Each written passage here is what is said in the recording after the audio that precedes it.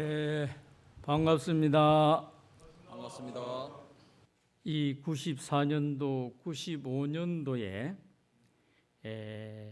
종단 개혁이 일어났을 때 이 학사가 안암 학사에 있을 때입니다. 그때 소임자들이 이 성가대학 설계를 어떻게 했나 하면은 연건평 600평에 정원을 500명으로 잡고 있었어요. 대단하죠? 그래서 그때는 그걸 가능성 있게 봤습니다. 그때 각종 학교로 있었지만은 그 스님들이 한 250명, 300명 가까이 됐기 때문에 좋은 시설을 만들어서 좋은 환경을 만들면은 또 충분하겠다. 그리고 그 당시 성가대학이 상당히 힘쓸 때입니다. 그래서 어떻게 하든 교육 개혁을 좀 이루어 가지고 출가자는 모두가 성가대학으로 직결해서 여기에서 그야말로 학문과 수행을 겸한 인재 양성을 하는 그런 그 도량으로 만들면 되겠다. 이래갖고 진짜 기대를 엄청 가졌습니다. 그래서 그것이 계획회의에 큰 문제가 됐어요. 설계비가 15억이 들었다고 하니까 계획회원들이 펄쩍 뛰면서 난리가 났습니다. 무슨 15억짜리 설계가 있느냐. 설계 감리하는데 5천만 원이 들었습니다. 그리고 그때는 이쪽으로 성가대학 부지를 선정한 것이 아니고 저게 안성으로 부지를 선정해서 가려고 했는데 알고 보니까 거기는 갈 수가 없는 곳이었습니다. 그래서 상당히 이 설왕설래가 많았던 것이죠. 그래서 총동문회 회의를 해가지고 제가 총무처장으로 그냥 가장, 국장, 계장 거치지 않고 총동문회에서 정책 추천으로 해서 총무처장을 맡아가지고 학교에 들어가 보니까 아주 일들이 많더라고요. 그래서 그 당시 총무원장 스님이 월주 스님이었는데 모든 걸 수정해서 예산 300억을 책정하고 이 자리를 확정해서 여기에다가 지금 이렇게 지었습니다. 제가 기획실에서 주도를 했지만은 총무처장인데 기획실장도 그 당시 저희 도반이었고 해서 일주일에 한 2번씩은 여기를 드나들었습니다. 그렇게 해서 학교가 지어지고 제가 물러난 적이 있는데 제가 75년도에 통도사 강원을 가가지고 공부를 하고 80년도에 이제 성가대학에 입학을 했습니다. 그때는 이제 안암 학사 앞에 3층짜리 건물이 있었어요. 거기에 옛날에 한의원을 했는데 방이 한 3평, 4평, 5평 넘어가는 방이 잘 없었습니다. 그 방에 작게는 3명, 안 그러면 4명, 5명이 3평, 4평 안에 우리가 살았습니다. 정말 책상 천개 옮기고 안 그러면 계단에 내놓고 뭐 한 서너 명 누우면 꽉 찼습니다. 그러기도 하고 또 일부는 저게 구이동 영하사, 영하사에 방을 몇 개 얻어서 저는 그 영하사에서 출퇴근을 했습니다. 등하교를 했죠. 그렇게 참 살았는데 그래도 그때 참 재미나게 살았습니다. 정말 재미나게 살았고 열의가 있었습니다. 이 중앙성가대학교가 정말로 학인들이 교실을 꽉꽉 채우고 정말 활성화된다면은 얼마나 좋겠습니까? 물론 사회가 출산이 안 되고 있고 그러다 보니까 출가자도 정말 너무나 많이 감소하고 있고 앞으로 어떻게 해야 될지 옛날에는 한 20, 30년 절에서 스님 생활하면은 상자들이 못생겨도 서너 명은 자동적으로 생겼습니다. 그래서 20, 30년 수행한 스님들이 큰 절을 맡든 능력이 있든 없든 상자 한둘 안 드린 분이 없어요. 그런데 요즘은 상자 없는 분들이 너무 많습니다. 전부 참 시봉 없이 상자들 없이 사는 스님들이 너무 많아요. 제가 태국에 한 번 간 적이 있어요. 담마까익하는 그 종단이 있더라고요. 한 100만 평 되는 그런 사찰인데 법회를 하는데 신도가 한 50만 명 모이더라고요. 그러면서 스님들을 한 700명 이상 초청을 해가지고 스님들 법상을 다 이렇게 만들었어요. 다 이렇게 만들어서 스님들이 법상에 쭉 앉고 이렇게 청개 된 대로 신도들이 꽉 앉더라고요. 근데 이제 중요한 게 뭐냐 하니까 주지스님은 모든 법문이라든지 대외 포교를 담당을 하고 부주지스님이 여러 가지 살림을 맡아 살더라고요. 그래서 이제 가서 인사를 나누고 이 부주지스님이 소임자들을 요즘 말하면 본사의 3직이나 7직 되겠죠. 이분들을 이렇게 소개를 하는데 나이는 30대 중반 40대로 보이는 스님들이 이분은 무슨 예일대학의 교육학 박사다 이렇게 소개를 하고 이분은 하버드 대학의 교육학 박사다 이렇게 소개를 하고 이렇게 쭉 소개를 하는데 그 소개를 듣다 보니까 기가 죽더라고요. 그래서 태국 불교는 참으로 인재 양성이 잘 되고 있다 이런 걸 느꼈는데 더 확신을 가진 게 얘기를 들으니까 그 담마까이 사찰 내에 대학이 있는데 거기에서 1000명의 남학생하고 여학생을 그 절에서 장학금으로 키운다는 거예요.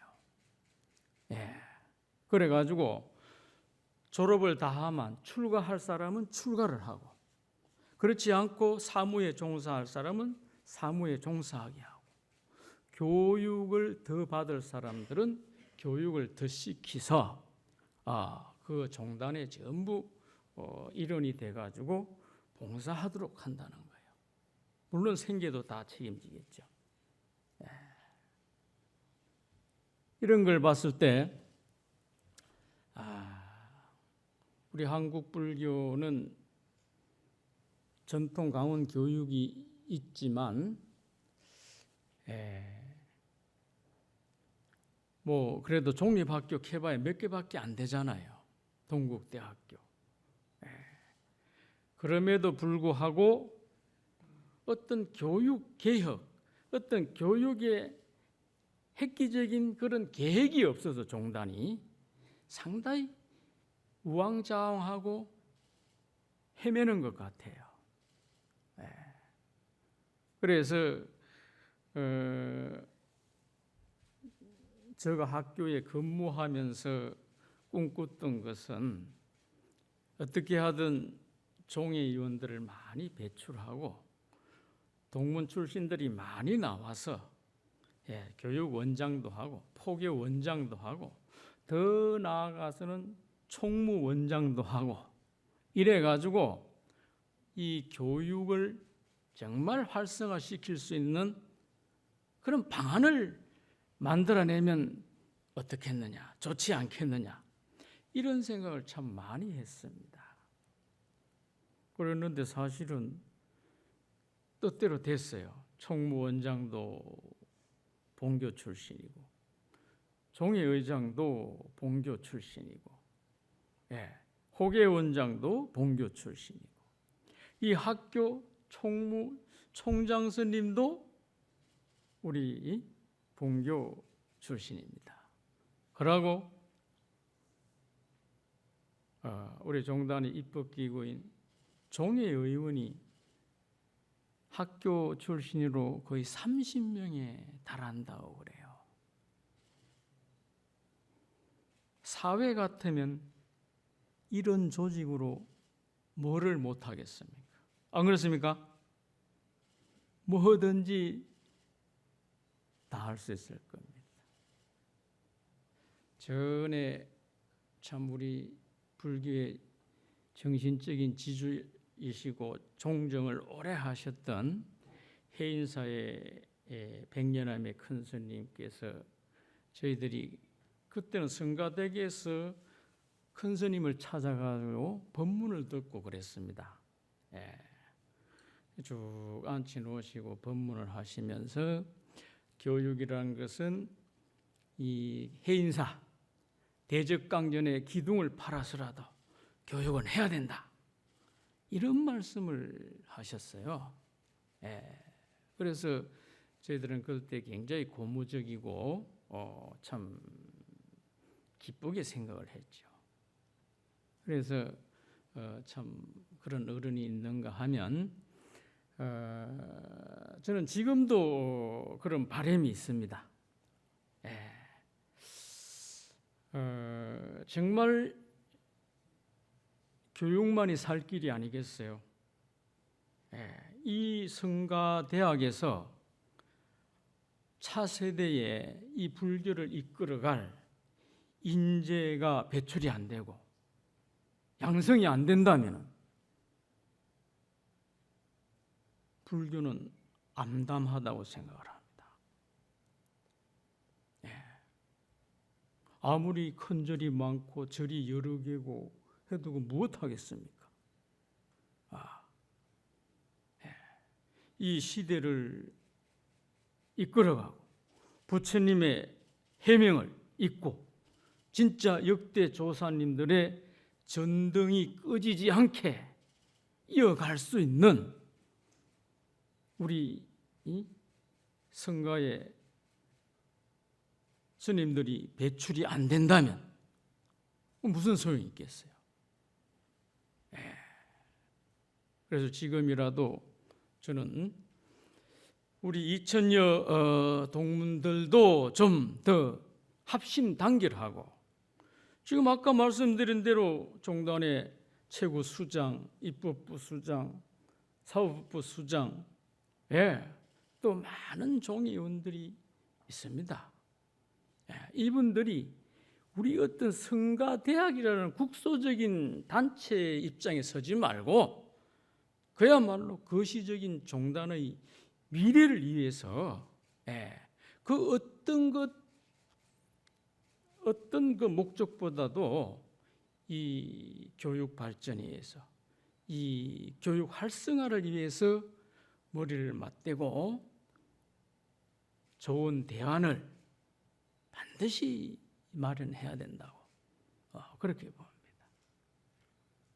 이 동문들이 2000여 명이 넘으면은 이 동문들만 잘 합심하고 동문들이 일치 단결하고 학교의 애정심을 가지고 정말 적극적인 그런 그 협력을 해준다고 해도 엄청난 그 참 학교가 효율적인 그런 그 힘을 받을 텐데, 그런 그 역할을 우리 동문회에서 해줘야 되고 그렇게 생각을 합니다.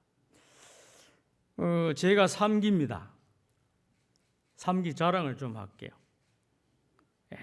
3기가 83년도에 졸업했어요. 83년 졸업하고 지금 2019년이니까 몇 년 됐습니까? 36년 됐죠? 맞습니까? 예. 저희들은 졸업하고 그 해 동창회를 결성했습니다. 그때 우리는 성남 학사를 병합해가지고 3기 동창회 회원이 96명이 됐어요. 많죠? 예, 96명이 장학금을 그때 조성했습니다. 장학금을 조성해가지고 매년 학교에다가 300만 원 하고 총 동문회 회비 100만 원 하고 400만 원을 36년간 한 해도 빠지지 않고 냈습니다. 박수 제 안 됩니까? 39기 기수가 이렇게만 해줘도 학교에 큰 힘이 될 겁니다. 그런데다가 제가 3기 동창회장을 한 10년간 했습니다. 독재를 많이 했죠. 예. 그러면서 우리 총장 선생님이 잘 아실 겁니다. 36년간 뭐 동문회 또 선거관리위원장이라든지 감사위원장도 한 10년간 맡아 했어요. 예. 그러다 보니까 학교 동문회, 학교 회의의 동문 중에 가장 많이 참석한 사람입니다. 예. 그래서 학교를 참 잘 되기를 진짜 간절히 바라고 학교가 허덕이지 않고 인재 양성을 하는 데 있어서 정말 신바람나게 이렇게 굴러가고 또 우리 종단의 희망과 어떤 바람이 정말 여러분들에 의해서 정말 이루어질 수 있다라는 그런 참 희망이 생겼으면 하는데 잘 안 되네요. 그러나 잘 되리라고 봅니다. 그리고 아까도 말씀드렸지만은 참 어려운 시기에 교수님들, 교직자들 또 자진해서 이 어려운 시기에 학교 경영을 잘 해보겠다고 원력을 세우고 이렇게 총장직을 수행하고 있는 우리 총장 스님, 그리고 많은 동문들, 그리고 어쨌든 5,000원이든 10,000원이든 후원자가 되어서 여러분들이 학교에 후원자가 되어 있는 분들에게 정말 고마움을 느끼고 감사한 마음을 가지고 여러분들이 진짜로 수행정진 잘 하셔야 됩니다. 그분들 위해서 진짜 박수 한번 쳐드리세요. 정말입니다. 여러분 출가한 거에 대해서 자긍심 가집니까? 정말입니까? 자신 있습니까? 당당합니까? 아이고 고맙습니다. 정말 이 세상에는 태어나는데 두 가지가 있죠. 원력 수생하는 분들이 있고 음력 수생하는 분들이 있죠. 우리 모두가 음력 수생자가 되지 말고 원력 수생자가 되지 않겠습니까? 그렇죠? 예, 부처님께서 부처님 생애를 보면은 사아승직업 10만 급의 수행을 닦아서 이 사바세계에 석가모니 부처님으로 오셨습니다. 예, 그 10만 급의 수행 얘기를 여러분들이 뭐 자타카라든지 부처님의 정생담을 통해서 읽고 강의도 듣고 하겠지만 정말 절절하게 느껴야 됩니다. 예, 그리고 부처님의 그 열애 상족 10대 제자, 또 16성 중 500성 중 독수성 중 내지 1200 제대 아라한, 무량자비성 중 1255인이 되죠. 그 다음에 이 석은동진, 거바해동, 역대전등 제대조사, 천하종사, 일체미진수 제대 선지식의 후예가 누굽니까? 예? 여러분이고 저입니다. 그분들의 부처님의 해명과 전등이 꺼지지 않고 중단되지 않고 정말 더욱더 활발하고 건강하게 굴러가게 하기 위해서는 우리가 정말 자긍심을 가지고 진짜 수행을 열심히 하셔야 됩니다. 자긍심 가질만 하죠? 네, 정말 그렇다고 거만하고 교만하고 자만하는 게 아니고 정말 출가 수행자로서 당당해야 됩니다. 저는 여러분들한테 책 2권을 좀 소개하고 싶습니다. 요 근래에 제가 그 책을 사보면서 얼마나 감동을 받고 감명을 받았는지 기뻐서 이루 말할 수가 없어요. 그 파리 성전협회에서 발간한 책이고 그 참 제가 불자로서 삼장법사라고 할 수 있는 전재성 박사가 의석을 한 겁니다. 테라가타. 이건 장로계죠. 장로계경이죠. 그 다음에 테리가타. 그렇죠? 장로니 계경이죠. 저는 이 2권을 읽으면서 때로는 울고 때로는 감정이 북받치고 한이심도 나고 그랬습니다. 야, 여기에 보면은 부처님의 제자가 되기 위해서 그냥 되는 게 아닙니다. 정말 수 없는 세월을 보시를 하고 계를 지키며 철저한 원력을 세우고 발언을 하고 서원을 해서 부처님 제자가 되는, 그래서 부처님과 동시대에 태어날 수 있는 그런 원력을 보고 너무 부끄러웠어요. 이거 내가 이래 살아서 되나?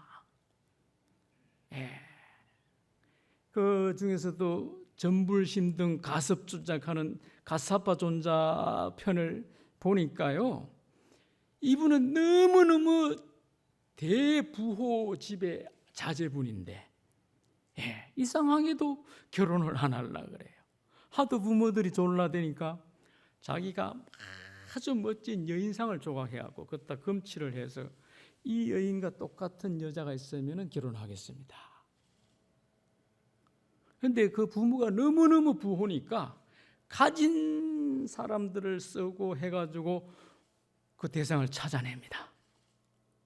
그 대상을 찾아냈는데 그 대상도 결혼에 마음이 없어요. 그래서 서로 이거는 만인이 인정해야 되지 우리 둘만 인정해서 되겠냐? 이런 편지를 주고받다가 부모들한테 들키가지고 강제로 결혼을 하게 되는데 결혼하는 첫날 밤에 서로 꽃으로 새끼줄을 까가지고 가운데 쳐놓고 잠을 자고 부모들이 돌아가시고 난 뒤에는 그 재산을 모두 하인들과 또 가난한 사람들에게 베풀고 부치만투로 출가를 합니다. 그 부인 되는 분도 조금 늦게 부처님의 이 속가의 어머니이신 부인 고따미 이 장로에게 출가를 하죠. 그런데 중요한 것은 두타라 그러잖아요. 그죠? 두타. 가장 분소를 입고 검소하게 사시는 분이다. 근데 이분이 탁발을 하러 산에서 내려왔는데 나병 환자가 구걸을 해갖고 먹고 있는 거예요. 그런데 이분이 그 나병 환자 옆에 아주 공손히 다가갔다 이렇게 나와 있더라고요. 공손하게 아주 그 거룩한 장자나 바라문이나 부잣집에 훌륭한 음식을 얻듯이 아주 공손하게 그 나병 환자가 개걸스럽게 음식을 먹고 있는데 옆에가 딱 그래 바루를 들고 서 있었다. 그 나병 환자가 힐끔힐끔 쳐다보다가 결국은 그렇게 이제 참 큰 공덕을 이루게 해주려고 하는 그 가섭존자의 후광도 있었겠죠. 자기가 먹던 그 음식을 이래 손으로 거머쥐 가지고 가섭존자 바로에 던질 때 손가락도 같이 떨어졌다. 가섭존자님 바로에 그 나병 환자 손가락이 물러 터져 가지고 그냥 그 손가락도 같이 음식과 함께 떨어졌다는 거예요.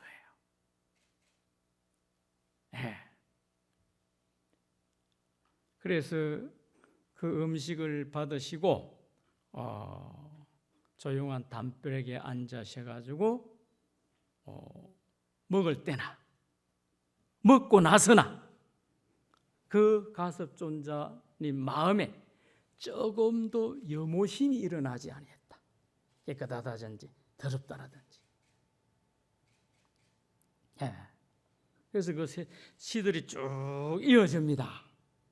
그런데 그 장로니기 비구니 스님들을 봐도요, 야, 그 아누빠마라는 처자는 얼마나 예쁜지요. 그 당시 왕자, 그 다음에 장자들, 자제들이 결혼하려고 청혼을 하는데 그 아누빠마라는 그 처녀의 몸무게가 얼마나 될지 모르지만 8배에 상응하는 상금을 줄 테니까 자기한테 신부로 주시라고 이렇게 청혼을 합니다. 그런데도요, 그분들이 가지를 않고 그 당시 부처님한테 출가한 비구니 스님들을 보면요, 인도 사회 최고 부호들의 딸로서 정말 어마어마한 화로움을 누리고 살 수 있는 그런 처지에 있는 그 자제들이거든요. 처녀들입니다. 출가해버립니다. 또 수바라는 비구니는 너무 아름다운 나와요. 정말 인도 여인들이 아름답잖아요, 그죠? 출가해가지고 혼자 지바카 망고 공원을 명상을 하고 거리는데 악인이 나타나가지고 그 눈을 보고 반해버려. 홀딱 반해가지고 나하고 살자. 내가 당신을 위해서 모든 걸 다 해주겠다. 최대한 화롭게 살 수 있도록 그렇게 하겠다 해도 자기 손수 그 누나를 빼가 줍니다. 그 사람한테. 이 눈이 그렇게 아깝거든, 아름답거든, 가져라. 그러고 이제 부처님을 찾아가서 부처님을 칭견하고 눈이 회복된다는 그런 일화도 있고, 또 한 비구니 스님은, 그런데 이제 부처님의 그 당시 제자들은 부처님을 만나면은 일주일 내지 하여튼 한 달 안에 전부 예류가, 예류황, 예루도를 사양사가를 다 이뤘어요. 그래서 참 부처님 시대에 태어나는 게 원이 바르니 해야 됩니다. 그런데 한 비구니 스님은 7년이 되도록 이 성가를 이루지 못하고 많이 방황했나 봐요.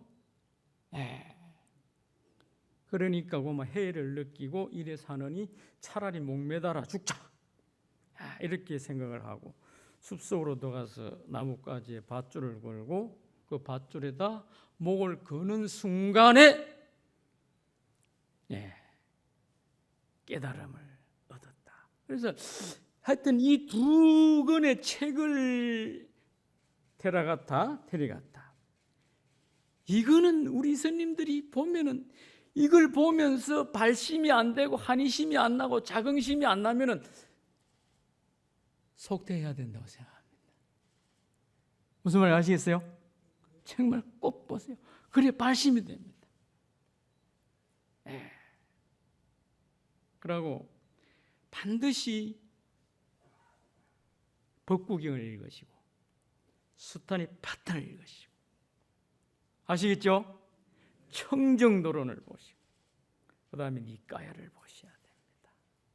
앞으로 공부 잘 하시겠죠?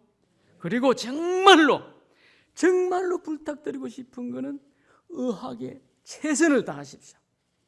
산스크리트, 팔리, 영어, 중국어, 티베트, 일본어 이렇게 공부 안 하고는 앞으로는 학문을 제대로 해낼 수가 없습니다. 아시겠죠? 정말 해야 됩니다.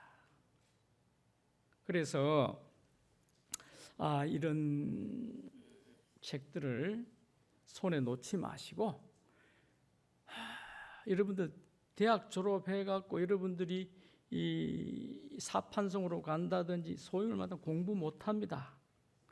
여기 있을 때, 이 학교에 있을 때, 학생으로 있을 때 잠을 줄이고 허들의 시간 전부 줄이세요. 정말 열심히 하세요. 여러분들은 2700년 이 불교, 한국의 1700년 이 불교를 여러분들이 흥하게 하느냐 망하게 하느냐는 중차대한 책임을 지고 있습니다. 정말입니다. 그래서 서가구엄에도 금생에 미명심하면 적수도야 하는 사람, 금생의 마음을 밝혀내지 못하면 물방울 하나도 소화하기 어렵다 그랬어. 그리고 사람 몸 받기가 백천만급엔 안 좋은데 차신부량 금생도 하면 갱대하신 도차신하리. 알죠? 그죠? 다음 생은 보장 못해요. 여러분들이 원력수생으로 다음에 다시 이 가사를 읽고 머리를 깎고 출가자가 되려면은 시지부지에 살아갖고는 절대 안 됩니다. 제가 절집안에 부처님 시연을 지고 시주법을 먹고 그 50년 가까이 살았는데 그 결론은 이겁니다. 계를 지켜라. 계를 지키라 합니다. 수많은 스님들을 봐왔어요. 되는 스님, 안 되는 스님. 이 차이는 뭘까요? 부처님하고 약속을 지키느냐 안 지키느냐의 차이입니다.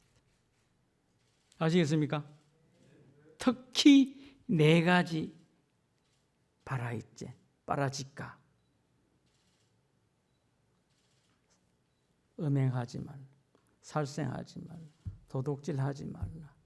뭔가 깨우치지도 못하면서 깨운 친척하고 아는 척하지 말라. 요 4가지를 범하면은 같이 살 수 없다 그랬어요. 산문 출송해야 돼요. 근데 요 4가지를 안 지키면은 부처님이나 보살님이나 호법 선신 중이나 자기 자신으로부터 이 문중에서 멸빈이 된다고 생각하면 돼요. 멸빈 알죠? 멸빈. 정말입니다. 그러고 어떤 일을 하려해도 안 됩니다. 아시겠어요? 요 4가지 바라지까 사바라이제만 252개는 모르겠어. 하여튼 요 4가지만을 지키면 여러분들은 원하는 걸 다 이룰 수 있고 절대 지옥엔 가지 않습니다. 반드시 성불하게 되어 있습니다. 반드시 부처님 회상에 다시 부처님 법을 만나게 되어 있습니다. 어떠한 일이 있어도 계는 지키자. 성복 있고 이 네 가지를 저지르는 어느 하나라도 저지르는 순간 자기는 이 문중에서 멸빈되는 겁니다.